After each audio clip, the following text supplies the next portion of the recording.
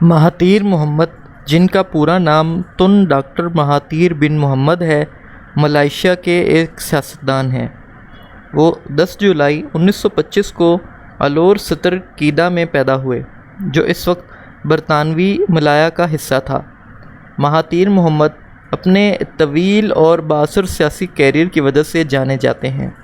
انہوں نے 1981 سے 2003 تک اور پھر 2018 سے 2020 تک مسلسل 2 بار ملائیشیا کے وزیر اعظم کی حیثیت سے خدمات انجام دیں۔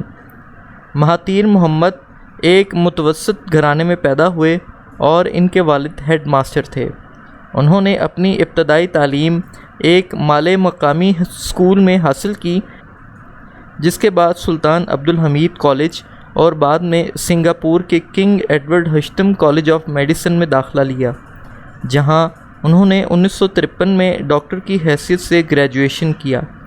میڈیکل کی تعلیم مکمل کرنے کے بعد مہاتیر محمد نے ملائیشیا میں مختلف مقامات پر سرکاری ڈاکٹر کی حیثیت سے کام کیا۔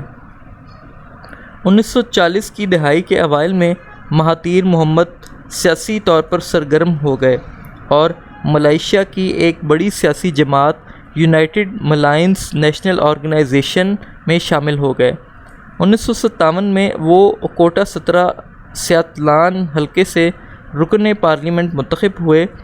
UMNO میں مہاتیر محمد کا عروج تیزی سے ہوا اور وہ پارٹی کے اندر کئی اہم عہدوں پر فائز رہے۔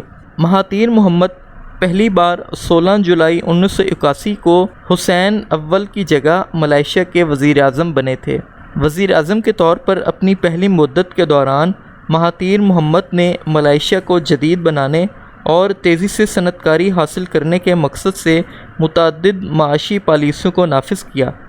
انہوں نے ویژن 2020 اقدام متعارف کروایا، جس میں ملائیشیا کے سال 2020 تک مکمل طور پر ترقی یافتہ ملک بننے کے عزائم کا خاکہ پیش کیا گیا۔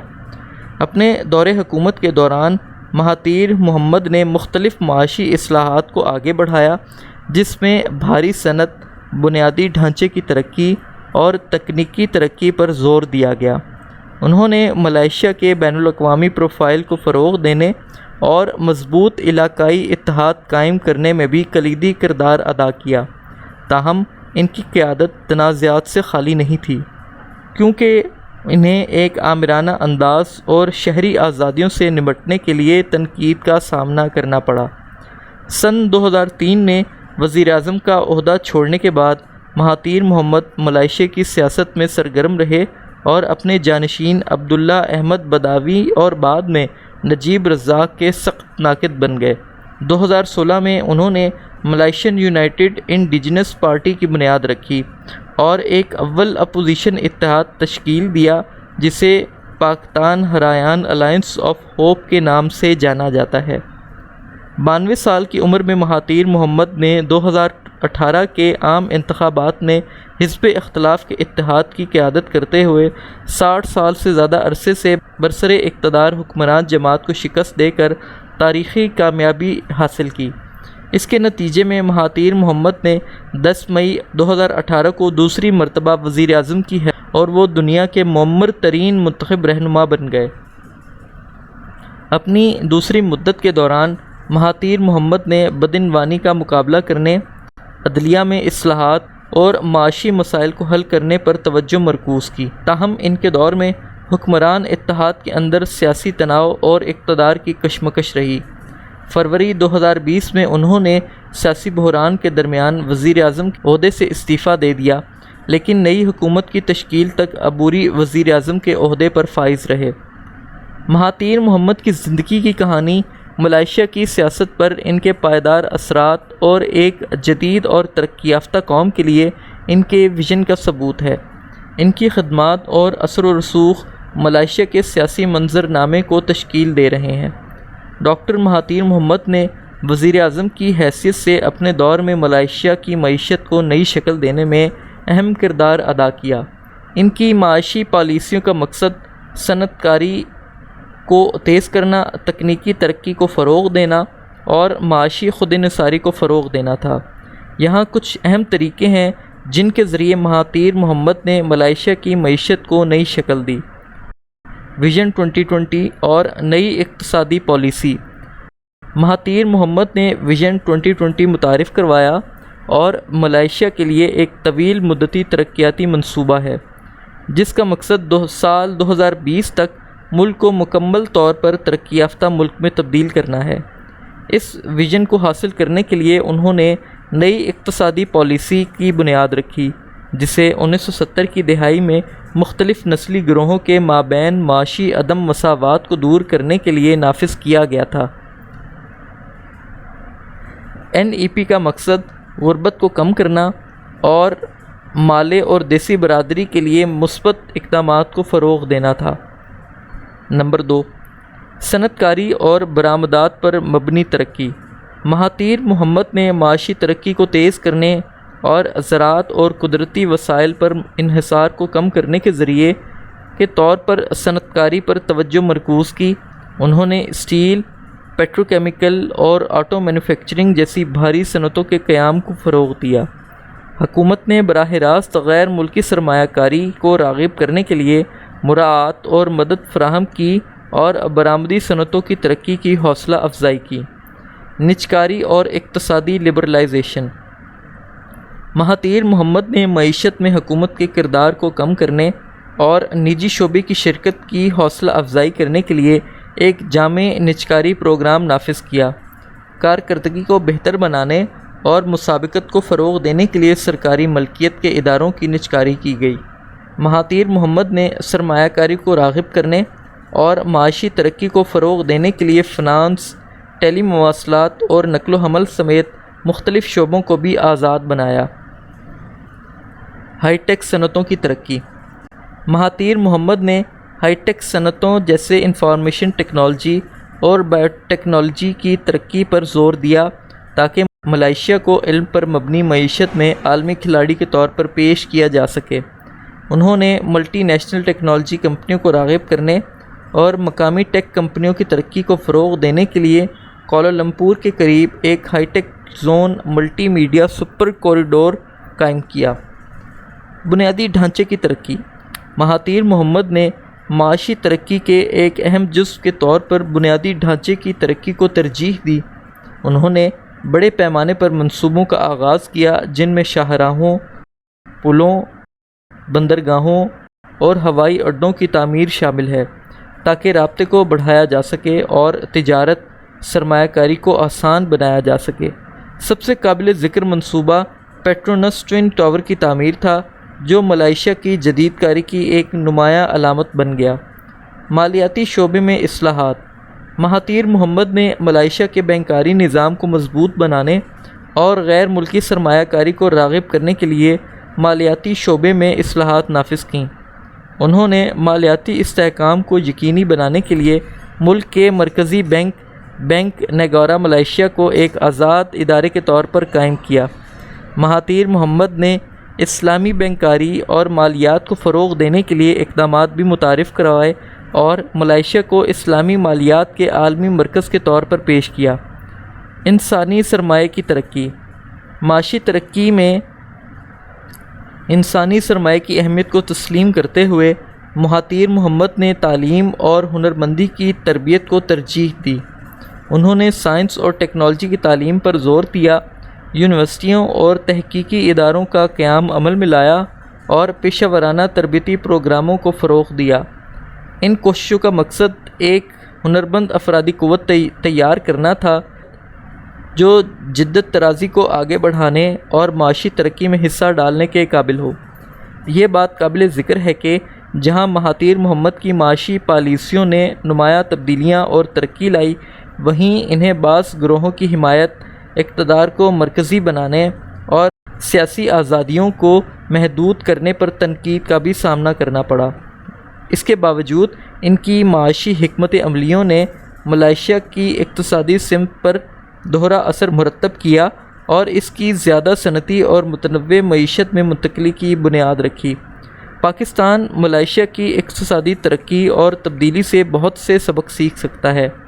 یہاں کچھ اہم شعبے ہیں جن سے پاکستان ملائیشیا سے ترغیب حاصل کر سکتا ہے۔ طویل مدتی ویژن اور اسٹریٹجک پلاننگ۔ پاکستان ملائیشیا کے ویژن 2020 کی طرح طویل مدتی ویژن اور اسٹریٹجک پلاننگ کو اپنانے سے فائدہ اٹھا سکتا ہے۔ واضح اہداف کا تعین اور معاشی، سماجی اور بنیادی ڈھانچے کی ترقی پر مشتمل جامع منصوبے مرتب کرنا پاکستان کی ترقی کا روڈ میپ فراہم کر سکتا ہے۔ صنعت کاری اور تنوع پر توجہ۔ ملائیشیا کی صنعت کاری اور تنوع پر زور دینے سے اسے زرعی معیشت سے مینوفیکچرنگ اور خدمات پر مبنی معیشت میں منتقل ہونے میں مدد ملی۔ پاکستان اپنے مینوفیکچرنگ سیکٹر کی ترقی کو ترجیح دے سکتا ہے، عالمی معیار کی صنعتوں میں سرمایہ کاری کو فروغ دے سکتا ہے اور چند شعبوں پر انحصار کم کرنے کے لیے تنوع کی حوصلہ افزائی کر سکتا ہے۔ انسانی سرمایہ میں سرمایہ کاری۔ ملائیشیا کی تعلیم اور ہنرمندی کی ترقی پر توجہ نے اس کے معاشی تبدیلی میں اہم کردار ادا کیا۔ پاکستان تعلیم کے معیار کو بہتر بنانے، تکنیکی اور پیشہ ورانہ تربیت کو فروغ دینے اور جدت طرازی اور تحقیق کو فروغ دینے میں سرمایہ کاری کر سکتا ہے تاکہ ایک ہنرمند افرادی قوت تیار کی جا سکے جو معاشی ترقی کو آگے بڑھانے کے قابل ہو۔ انفراسٹرکچر کی ترقی۔ پاکستان انفراسٹرکچر کی ترقی میں ملائیشیا کی کامیابی سے سیکھ سکتا ہے۔ سڑکوں، ریلوے، بندرگاہوں اور ہوائی اڈوں سمیت نقل و حمل کے نیٹ ورکس کی تعمیر اور اپ گریڈیشن رابطے کو بہتر بنا سکتی ہے، تجارت کو آسان بنا سکتی ہے اور سرمایہ کاری کو راغب کر سکتی ہے۔ جدید انفراسٹرکچر کی ترقی کو ترجیح دینے سے معاشی سرگرمیوں کو فروغ مل سکتا ہے اور روزگار کے مواقع پیدا ہو سکتے ہیں۔ Public private partnership.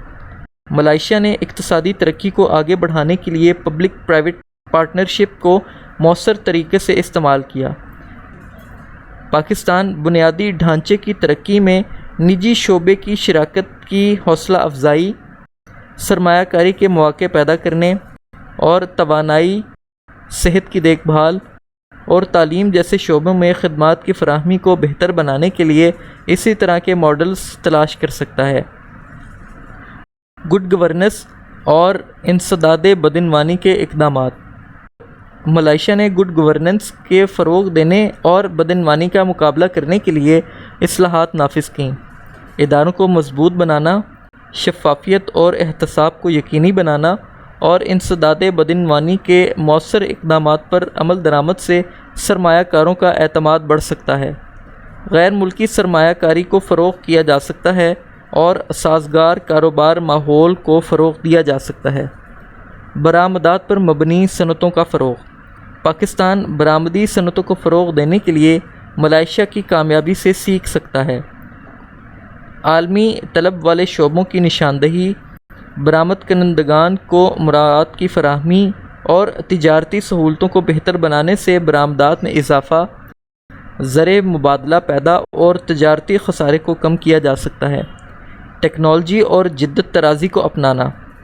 ملائیشیا کی ٹیکنالوجی اور جدت طرازی پر توجہ نے اس کی اقتصادی ترقی میں حصہ لیا۔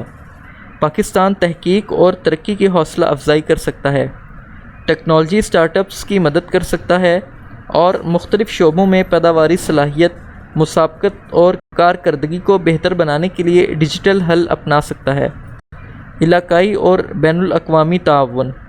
ملائیشیا آسان اور دو طرفہ تجارتی معاہدوں جیسے علاقائی اور بین الاقوامی تعاون میں فعال طور پر مصروف ہے۔ پاکستان علاقائی انضمام کو مضبوط بنا سکتا ہے، تجارتی شراکت داری کی تلاش کر سکتا ہے اور اپنی مارکیٹ تک رسائی کو بڑھانے اور اپنے برآمدی مقامات کو متنوع بنانے کے لیے عالمی ویلیو چین سے فائدہ اٹھا سکتا ہے۔ سیاسی استحکام اور اتفاق رائے کی تعمیر۔ ملائیشیا کے سیاسی استحکام نے طویل مدتی منصوبہ بندی اور معاشی اصلاحات کے لیے سازگار ماحول فراہم کیا۔ پاکستان سیاسی استحکام کے لیے کام کر سکتا ہے، سیاسی جماعتوں کے درمیان اتفاق رائے پیدا کر سکتا ہے اور سرمایہ کاری کو راغب کرنے اور سرمایہ کاروں کا اعتماد برقرار رکھنے کے لیے پالیسی کے تسلسل کو یقینی بنا سکتا ہے۔ اس بات پر غور کرنا ضروری ہے کہ اگرچہ ملائیشیا کے تجربات قابل قدر سبق پیش کر سکتے ہیں، لیکن ہر ملک کا اپنا منفرد سیاق و سباق اور چیلنجز ہیں۔ پاکستان کو اپنے سماجی، ثقافتی، معاشی اور سیاسی عوامل کو مد نظر رکھتے ہوئے ان اسباق کو اپنے حالات کے مطابق ڈھالنا چاہیے۔ اگر آپ کو ہماری یہ ویڈیو پسند آئے تو ہمارے یوٹیوب چینل شخصیات کو سبسکرائب کریں۔